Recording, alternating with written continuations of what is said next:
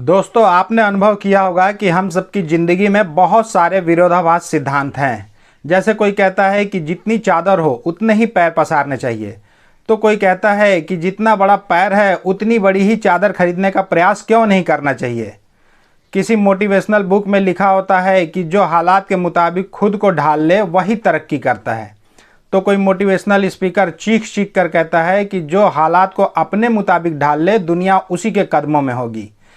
यही सब सुनकर लगता है कि अगर हम करें तो करें क्या, बोले तो बोले क्या। हमने बचपन से पढ़ा है कि जितना है उसी में संतुष्ट रहो, लेकिन दूसरी तरफ कहा जाता है कि व्यक्ति को हमेशा और जानने और पाने का भरसक प्रयत्न करते रहना चाहिए। देखा जाए तो ये सही भी है। अगर सृष्टि से हमें जो कुछ भी मिला है उसी में अगर हम संतुष्ट रह जाते तो आज इंसान चांद और उसके आगे अंतरिक्ष के बारे में कुछ जान ही नहीं पाता। खैर, आज की कहानी भी कुछ इसी प्रकार की है। इस कहानी के माध्यम से आज हम जानेंगे कि ऐसी सिचुएशन में हमें करना क्या चाहिए। नमस्कार दोस्तों, मैं राजेश चौहान आपका हार्दिक स्वागत करता हूं आपके ही अपने चैनल राजेश क्लासेस में। अगर आप चैनल पर नए हैं और हमेशा ही हर क्षेत्र में दूसरों से आगे रहना चाहते हैं तो चैनल को सब्सक्राइब करके रख लें। आज आपको एक लाइफ चेंजिंग सीख तो मिलेगी ही, साथ ही इस कहानी के माध्यम से आप बेस्ट इंग्लिश नॉलेज भी पाने वाले हैं, जो कि इंग्लिश के मामले में भी आपको दूसरों से बिल्कुल अलग बनाएगा। तो ज़्यादा देर न करते हुए चलिए आज की इस बेहद रोचक कहानी को शुरू करते हैं। आज की कहानी का टाइटल है द डिससेटिस्फाइड डॉग, मतलब असंतुष्ट कुत्ता। डिससेटिस्फाइड मतलब होता है असंतुष्ट, डॉग मतलब कुत्ता। यहाँ पे जो प्रीफिक्स लगा है ना डिस, अगर वो नहीं लगा होता तो हम इसे पढ़ते सेटिस्फाई। सेटिस्फाई मतलब होता है संतुष्ट, डिस लग गया तो असंतुष्ट हो गया। ठीक। वंस अपॉन अ टाइम, एक समय की बात है। जब भी ये फ्रेज देखेंगे ना वंस अपॉन अ टाइम, तो इसका हिंदी अनुवाद होगा एक समय की बात है। A dog was sitting in his masters lawn, एक कुत्ता वॉज सिटिंग बैठा हुआ था, इन हिज अपने मास्टर्स मालिक के लॉन में। लॉन मतलब होता है घास का मैदान। तो एक समय की बात है, एक कुत्ता अपने मालिक के घास के मैदान में बैठा हुआ था। ये पास्ट कंटिन्यूअस टेंस का सेंटेंस है क्योंकि यहाँ पे हेल्पिंग वर्ब वाज लगा है और मेन वर्ब में आईएनजी जुड़ा हुआ है। तो ये कंडीशन होता है पास्ट कंटिन्यूअस टेंस में, रहा था, रहे थे, हुआ था, कर रहा था, ये सब चीज़। ठीक ना, आगे बढ़ते हैं। सडनली, अचानक से, सडनली मतलब अचानक से, अचानक। ही सॉ, उसने देखा, अ कैट, एक बिल्ली को, on the top of a high wall, कहाँ बैठी थी वो, on the top. On the top मतलब ऊपर में, सबसे ऊपरी हिस्से में। हाई वॉल, ऊंचे वॉल, दीवाल, वॉल मतलब दीवाल। अचानक उसने देखा एक बिल्ली को ऊंचे दीवाल के सबसे ऊपर बैठे हुए उसने देखा। ही थॉट, वह सोचा, थिंक मतलब सोचना, थॉट मतलब सोचा, it must be so nice to be so high above the ground. It must be, must be जो है ऑक्सिलरी वर्ब का ये वर्ड है। इसका मतलब होता है अवश्य होगा। जब हम किसी चीज़ को कल्पना में मान लेते हैं, मानी हुई बात के लिए हम मस्ट भी लगाते हैं कि ऐसा होगा। ये फ्यूचर की बात नहीं हो रही है, लेकिन हम जब कल्पना में किसी चीज़ को अजम्पशन कर लेते हैं ना, किसी चीज़ को एकदम निश्चित रूप से मान लेते हैं कि ऐसा ही होगा, तो उस जगह पे हम मस्ट बी का इस्तेमाल करते हैं। ये चीज़ आप ध्यान रखिएगा ना कि वो वहाँ पे होगा, कितना अच्छा होगा। तो कितना अच्छा होगा, सो नाइस, यह इतना, सो मतलब इतना, कितना, इतना ज़्यादा, ताकि, इसलिए, सारा चीज़ होता है। तो वो बोल रहा यह कितना अच्छा होगा, नाइस मतलब अच्छा, कितना अच्छा होगा, टू बी होना, सो हाई अबव द ग्राउंड, जमीन, ग्राउंड मतलब जमीन, मैदान, तो जमीन के इतने ऊपर होना कितना अच्छा होगा, कितना उसको अच्छा लग रहा होगा उस बिल्ली को देखकर, कुत्ता सोचता है। If only I could climb, अब इफ मतलब तो यदि और ओनली मतलब तो केवल या सिर्फ होता है ना। तो अगर इफ ओनली एक साथ लगा रहता है तो इसका मतलब होता है काश, काश की अगर मैं, कुड क्लाइम, क्लाइम मतलब चढ़ना, चढ़ सकता, काश कि मैं चढ़ सकता, मैं भी वहाँ पे चढ़ के बैठ सकता। वो सोच रहा है, अपने मन में अजम्पशन कर रहा है, कल्पना कर रहा है। आफ्टर अ वाइल, आफ्टर मतलब बाद में, अ वाइल कुछ क्षणों बाद, कुछ समय बाद। वाइल मतलब होता है समय, काल, जबकि, जिस समय, सभी चीज होता है, लेकिन यहाँ पे बोलेंगे कुछ समय बाद, कुछ ही क्षणों में। He saw a fish in a river, उसने देखा एक मछली को, फिश मतलब मछली, इन अ रिवर एक नदी में, उसने एक नदी में एक मछली को देखा। ही साइड, वह फिर गहरी सांस लिया। फिर साई मतलब होता है आह भरना, गहरी सांस लेना।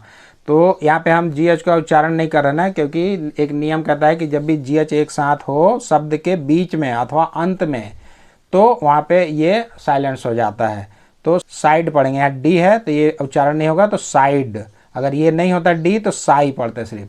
तो ही साइड, उसने गहरी सांस ली, आह भरी, वह आह भरी, और उसने बोला या सोचा, oh I wish I could live in the water. Oh अरे, मेरी इच्छा है, आई विश, विश मतलब इच्छा, चाहना, अभिलाषा, मुराद, ये सारा चीज होता है ना।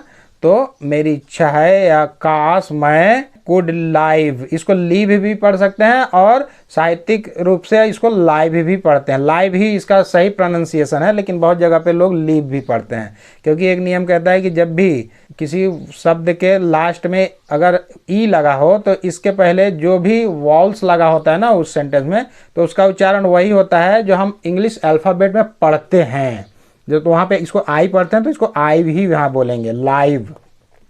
तो काश कि मैं भी लाइव वहाँ रह पाता, इन द वाटर पानी में, काश कि मैं भी पानी में रह पाता, वह सोच रहा है। जस्ट देन, देन मतलब तभी, जस्ट मतलब ठीक, जस्ट मतलब ठीक के अलावा और भी होता है अभी, केवल। तो जस्ट देन ठीक तभी, द फिश साइड, उस मछली ने भी आह भरी, गहरी सांस ली। किसी को देखकर कैसे, जब हम कोई इच्छा करना चाहते हैं या किसी को देख कर थोड़ा खलता है या खरता है तो कैसे होता है, आह हो, तो वही साई। तो वो गहरी सांस ली, आह भरी, और बोलती है वो, ओह अरे, the grass look so nice and warm. The grass, grass मतलब घास, तो घास दिखता है बहुत ही, सो मतलब बहुत या इतना, तो इतना अच्छा दिखता है, एंड वार्म अच्छा और गर्म, वार्म मतलब गर्म, हीट मतलब भी गर्म होता है और वार्म मतलब भी गर्म होता है। तो वह बोल रही है कि आहा, ये देखो ये घास कितना अच्छा और गर्म, नरम, मुलायम दिखता है। ये जो है यहाँ पे प्रेजेंट इंडेफिनिट टेंस का सेंटेंस बन गया ना, क्योंकि यहाँ पे हेल्पिंग वर्ब डू डज नहीं लगा हुआ है और मेन वर्ब में क्रिया में यस जुड़ा है एक वचन कर्ता के साथ, तो इसलिए ये प्रेजेंट इंडेफिनिट टेंस में बात हो रहा है। आई wish I could lie down on it, मेरी इच्छा है, मेरी मुराद है, मैं चाहता हूँ कि काश मैं भी लाई, लाई मतलब तो लेटना होता है, विश्राम करना होता है, लेकिन लाई, इसी लाई का मतलब झूठ बोलना भी होता है। तो यहाँ पे इस सेंटेंस के हिसाब से अब कुत्ता लेटा हुआ है तो ये भी लेटने की इच्छा कर रही है, तो लाई डाउन, मैं भी वहाँ लेटी होती, मैं भी वहाँ पे पड़ी होती, वो बोल रही है, मछली बोल रही है। The dog was surprised to hear this, कुत्ता वॉज सरप्राइज, सरप्राइज मतलब हैरान, आश्चर्य, कुत्ता हैरान हो गया, हैरान रह गया, टू हियर दिस या सुनकर, हियर मतलब सुनना, हियर दिस या सुनकर कुत्ता हैरान रह गया, हैरान हो गया। अ शॉर्ट वाइल लेटर, कुछ ही क्षणों में, शॉर्ट मतलब कुछ ही, वाइल समय में, क्षणों के बाद, कुछ ही क्षणों के बाद। अ बर्ड केम फ्लाइंग, एक पक्षी, केम फ्लाइंग उड़ते हुए आई, वहाँ पे एक पक्षी, कुछ ही क्षणों बाद एक पक्षी भी वहाँ पे उड़ते हुए आई। ये फ्लाइंग जो है कंटिन्यूअस फॉर्म में लिखा हुआ है ना, तो उड़ते हुए, केम आई, ये वर्ब का सेकंड फॉर्म है। Seeing the dog lazing around it said aloud, I wish I could laze around the whole day like this dog. Seeing the dog, dog को देखकर, सीइंग ये कंटिन्यूअस फॉर्म में लिखा है, यानी देखकर, डॉग को, कुत्ते को देखकर, लेजिंग अराउंड, लेजिंग अराउंड मतलब होता है सुस्त होकर पड़े रहना, लेजी मतलब आलस्य होता है, आलस्य करना, तो लेजिंग अराउंड मतलब सुस्त होकर पड़े रहना। तो यह देखकर कि कुत्ता सुस्त होकर पड़ा हुआ है, वह तेज बोली, लाउड लाउड मतलब होता है तेज, ऊंचे स्वर में। वह ऊंचे स्वर में बोली, आई विश, मेरी इच्छा है, काश, आई कुड लेज अराउंड, मैं भी वहाँ पे ऐसे ही पड़े रहती, लेटी रहती, आलस्य में पड़े रहती, द होल डे, पूरे दिन, लाइक दिस डॉग, इस कुत्ते की तरह। लाइक मतलब पसंद करना भी होता है, लाइक मतलब जैसे भी होता है। तो यहाँ पे सेंटेंस के हिसाब से लाइक मतलब जैसे, इस कुत्ते की तरह, इस कुत्ते के जैसे मैं भी पूरे दिन यहाँ पे पड़ी रहती, काश, मेरी इच्छा है, ऐसे बोल रही है वो। I wish I did not have to build a nest for myself, मेरी इच्छा है या काश। जब हम इच्छा करते हैं ना, मैं इसमें काश काश क्यों लगाया जा रहा हूँ आई विश के जगह, क्योंकि आप ध्यान दिए होंगे कि जब भी हम किसी चीज़ की इच्छा करते हैं ना, तो यानी कि वो हमारे पास नहीं होता है और हम उसके बारे में अनुभव करते हैं कि काश मेरे पास होता यार, काश मैं ये कर पाता। तो वहाँ पे आई विश बोलते हैं ना, लेकिन अब हिंदी में बोलेंगे तो नहीं बोलते हैं काश मैं भी वहाँ रह पाता, काश मेरे पास बहुत सारा पैसा होता। तो आई wish I have lots of money, तो मेरे पास, मैं इच्छा करता हूँ कि मेरे पास बहुत सारा धन हो, यानी कि काश मेरे पास बहुत सारा धन होता, अभी नहीं है, इसलिए मैं काश काश लगा रहा हूँ ना, इस पर ध्यान दीजिएगा। तो काश, I did not have to build, मुझे नहीं करना पड़ता निर्माण, बिल्ड मतलब बनाना, निर्माण करना, ऑन नेस्ट, मुझे घोंसला नहीं बनाना पड़ता। ये जो हेल्पिंग वर्ब है डिड, ये हमेशा पास्ट इंडेफिनिट टेंस के नेगेटिव या इंट्रोगेटिव सेंटेंस में ही लगता है, ठीक ना। और ये जो हैव टू है ना, हैव टू भी बड़ा मज़ेदार है। हैव टू मतलब एक तरह से होता है करना है, देना है, करना पड़ता है, देना पड़ता है। कुछ मजबूरी या सिचुएशन की डिमांड रहती है ना कि इस चीज़ के अलावा आपके पास कोई विकल्प नहीं है, आपको एक करना ही है, तो उस जगह पे हम हैव टू लगाते हैं। ये चीज़ आप ध्यान रखिएगा ना। आपको जब कोई निर्देश देता है या जब कस्टम या रूल्स या लॉ के द्वारा आपको ये बताया जाता है या नैतिकता के रूप में आपको ये जिम्मेदारी दी जाती है कि आपको ये चीज़ करना है, वहाँ पे हैव टू लगता है। तो हैव टू की तरह मस्ट भी जो है ना, ये ऑब्लिगेशन, हमारी दायित्व यही बताती है। तो मस्ट कब लगता है, जब स्पीकर को, जब बोल रहा है कोई, उसको लगता है कि नहीं ये चीज़ करना चाहिए यार तेरे को, तो वहाँ पे आप मस्ट लगाएंगे। लेकिन जब सिचुएशन ही ऐसा है कि ये चीज़ तेरे को करना ही चाहिए, करना ही होगा, तब वहाँ पे हैव टू लगाएंगे। समझ में आ गया ना। नियम के अनुसार यदि कहीं पे कुछ करना है तो वहाँ पे हैव टू लगेगा, लेकिन किसी व्यक्ति के अकॉर्डिंग यदि उसको लगता है कि ये सही है, इसको ये चीज़ करना चाहिए, तो वहाँ पे मस्ट लगेगा। ये चीज़ आप ध्यान रखिएगा। तो ये बोल रही है कि काश मुझे बिल्ड और नेक्स्ट नहीं बनाना पड़ता, did not have to build, नहीं बनाना पड़ता, मुझे घोंसला नहीं बनाना पड़ता, फॉर माई सेल्फ, मेरे लिए, काश मुझे भी मेरे लिए घोंसला नहीं बनाना पड़ता। लेकिन क्या है, नियम तो है, घोंसला तो बनाना ही पड़ता है उन लोग को, तो इसीलिए यहाँ पे हैव टू लगा। ये चीज़ ध्यान रखिएगा। Search for food and tired my wings, और इसी सेंटेंस का ये एक्सटेंशन है कि काश मुझे घोंसला नहीं बनाना पड़ता, मुझे भोजन खोजना नहीं पड़ता, भोजन की तलाश नहीं करनी पड़ती। सर्च मतलब तलाश करना, खोजना। और टायर्ड माई विंग्स, मेरे पंखों को थकाना नहीं पड़ता। विंग्स मतलब पंख, टायर्ड मतलब थकना, थकाना। तो ये बोल रही है उस कुत्ते को देखकर कि मैं भी दिन भर यहीं पड़े रहती, काश मेरे को भी घोंसला नहीं बनाना पड़ता, मुझे खाने के लिए इधर उधर भटकना नहीं पड़ता, मेरे पंखों को थकाना नहीं पड़ता उड़ उड़ के, ये सोच रही है। तब जो कुत्ते का दिमाग फिरता है। The dog realised his mistake, अब डॉग को, कुत्ते को अपनी गलती का एहसास हुआ। रियलाइज मतलब एहसास करना, एहसास होना, अनुभव करना, और मिस्टेक, मिस्टेक मतलब गलती। तो इन सब की बातों को सुनकर कुत्ते को अपनी गलती का एहसास हुआ। मछली को भी सुना कि मछली भी बोर हो रही थी पानी में, सोच रही थी काश मैं भी कुत्ते की तरह लॉन पे पड़ी रहती। चिड़िया भी यही बात बोल रही है। और मैं सोच रहा था कि इनका ज़िंदगी कितना मस्त है, मैं काश पानी में रह पाता, काश मैं उड़ पाता, लेकिन इन लोग तो खुद अपने ज़िंदगी से तंग है। तो तब उसको अपनी गलती का एहसास हुआ। ही स्टॉप्ड कंप्लेनिंग, फिर उसने कंप्लेन करना बंद कर दिया, शिकायत करना उसने अब रोक दिया, बंद कर दिया। यहाँ पे डी को टी पढ़ रहा है ना, कारण मेरी पिछली वीडियो में आपको बता चुका हूँ कि जब भी फ स च प क इन अक्षरों से कोई भी शब्द खत्म होता है तो उसके बाद लगे डी को टी उच्चारित करते हैं। तो उसने शिकायत करना बंद कर दिया, रोक दिया। ही appreciated what he had, फिर उसने अपने पास जो भी है what he had, जो भी उसके पास, ये जो had है ना ये अधिकार सूचक बात को बताने के लिए had लगा हुआ है, यहाँ पे हेल्पिंग वर्ब के रूप में नहीं लगा हुआ है, ठीक ना।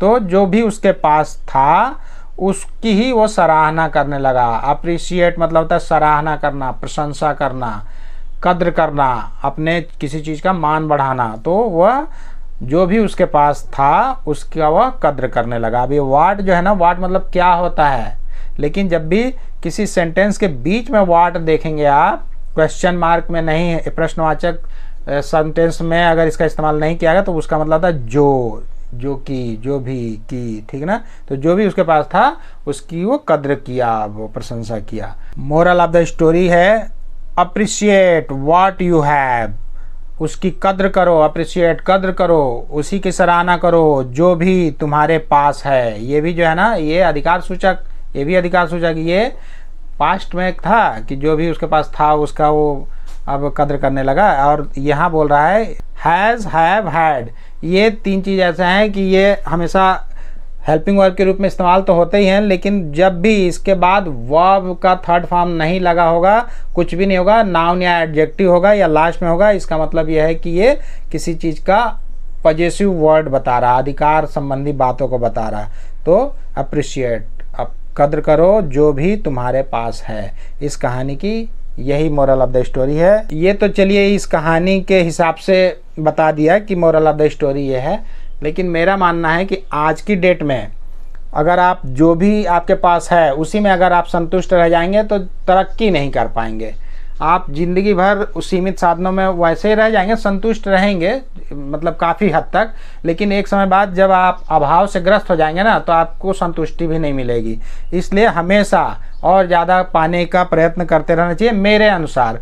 मतलब बोलते हैं ना लालची मत बनो, लेकिन मैं कहता हूँ कि लालची बनो। एक थ्योरी है ना, द थ्योरी ऑफ अट्रैक्शन, जिस चीज़ को आप अट्रैक्ट करोगे ना, सृष्टि, नेचर आपको वो चीज़ ही ला कर देती है। जब आप किसी चीज़ के बारे में सोचोगे नहीं, किसी चीज़ की लालच ही नहीं करोगे, किसी चीज़ को पाकर आप संतुष्ट हो जाओगे तो कोई क्यों देगा आपको। फिर आप उतना में ही आप जीवन गुजारते चले जाएंगे, आपके बच्चों का भविष्य भी उतने ही सीमित साधनों में गुजरता चला जाएगा और एक समय बाद फ्रस्ट्रेशन आना शुरू हो जाता है। तो एक उदाहरण ऐसा ही समझिए ना कि एक बच्चा जब जिद करता है अपने माँ बाप से कुछ खिलौने लेने के लिए, तो एक बार दो बार अगर माँ मना कर देती है तो बच्चा अगर फिर भी जिद में अड़ा रहा तो वो दे देती है।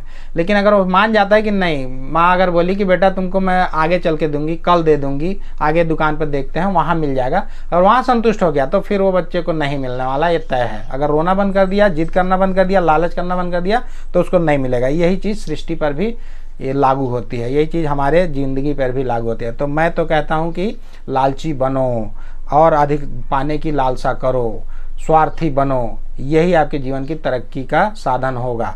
तो अब आपकी मर्जी है कि प्रैक्टिकल आपको मानना है या ये जो थ्योरी में लिखा है कि जो भी तुम्हारे पास है उसी में संतुष्ट रहो, तो ये अच्छी बात है। तो इस वीडियो में आज के लिए बस इतना ही। आज का लेसन आपके जीवन में जरा सा भी वैल्यू ऐड किया होगा तो कृपया वीडियो को लाइक करें, चैनल को सब्सक्राइब करें और बेल आइकन को प्रेस करके ऑल पर जरूर सेट कर लें, ताकि मैं जब भी इस तरह के वीडियो अपलोड करूँ तो उसका नोटिफिकेशन सबसे पहले आपको मिल सके।